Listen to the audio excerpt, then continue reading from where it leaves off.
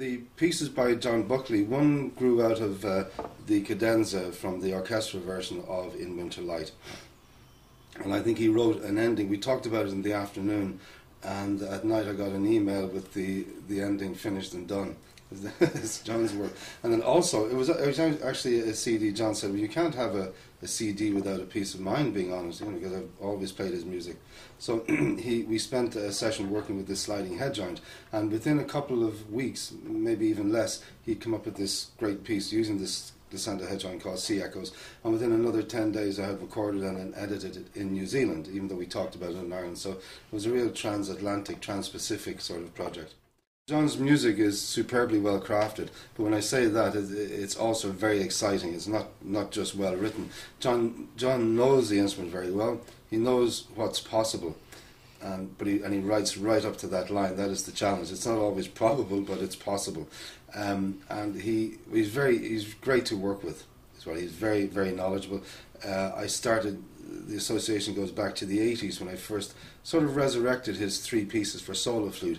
Then I recorded Burn, and then from then on I've lost track of the amount of pieces he's written, and he's written this fantastic new piece that's about 10 minutes long. It's like a Bruckner symphony for flutes.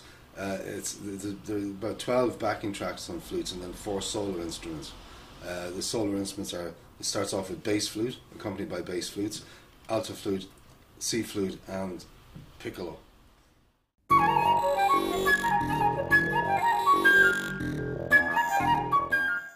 So Donica's piece, the title Fat, relates to flute and tape, not to me necessarily.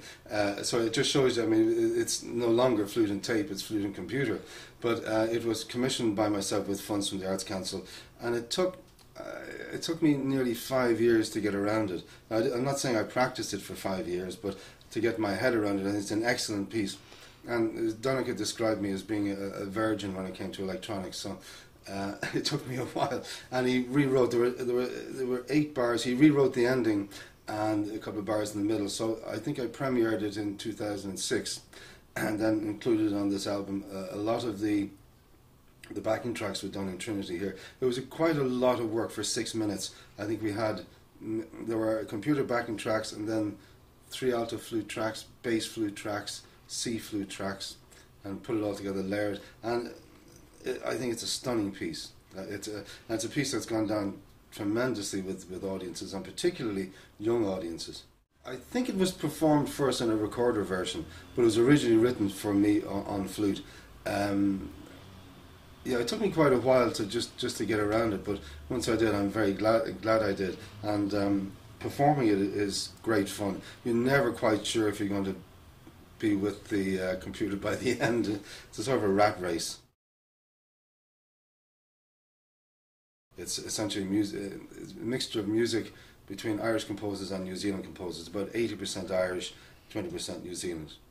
New works by Raymond Dean and Ronald Clark, Ian Wilson, will be performed on the 17th of October in the Hugh Lane Gallery to coincide with the release of this CD. So these will be premieres, along with 3 works by New Zealand composers, one with an Irish title, Ihagali, which is something to do with night.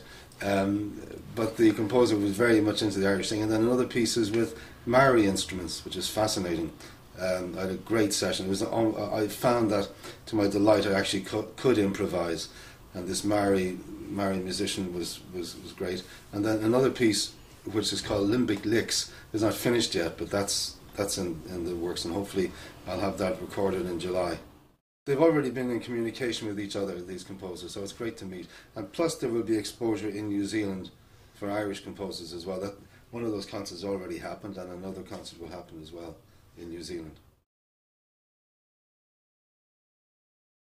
Well, the sliding head joint, or this glissando head joint, which, if I can put in a plug, can be seen on my new website, which is williamdowdall.com. There's a video of it, and hopefully the videos will be working by the time this interview comes out. It was funded again very kindly by the Arts Council under a professional development grant, and I'd heard of this head joint. It was developed by a New York flute player called Robert Dick, and the Arts Council paid for 2 trips to New York for me to suss out the head joint, paid for the head joint, and paid for a number of sessions with Robert Dick, which were incredibly useful. I spent a lot of sessions with composers. Part of the whole project was to spend a lot of time with composers, and so I spent time with Ian Wilson, and John Buckley, of course, and Raymond Dean, amongst others, and they wrote for the sliding head joint, sometimes extensively, and sometimes, in Raymond's case, very tastefully, but in a very miniaturist way. Then I began to do a workshop.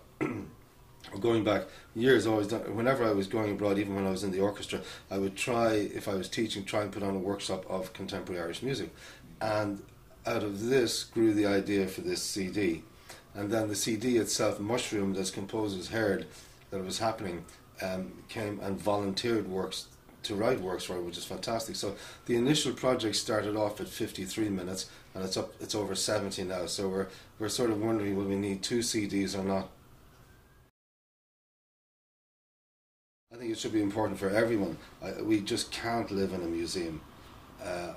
We have to get out there and do it, and it's becoming very exciting as well. And I love it's selfish in a way as well. I love the excitement of a new piece, and it has no history. I've never mucked it up before. I have all the possibilities of doing that in the future. And I think also young people are very receptive. And I'd love one of the great things is that Raymond Dean's 4 pieces are on the Academy syllabus. We're trying to get other composers on there as well in pieces for younger players, and they love this sort of music. So I can't imagine not doing it. Well, I think it's very important to frame Irish works within an international context. It's very easy to put them into a corner and say, well, they're Irish. It's very important that and I think in this CD, I think they really do stand up very well. In fact, I mean, exceedingly well with international works by Takamitsu and so forth. So it's very important to put them into context, and it's also very important that you present the music of your fellow countrymen and women.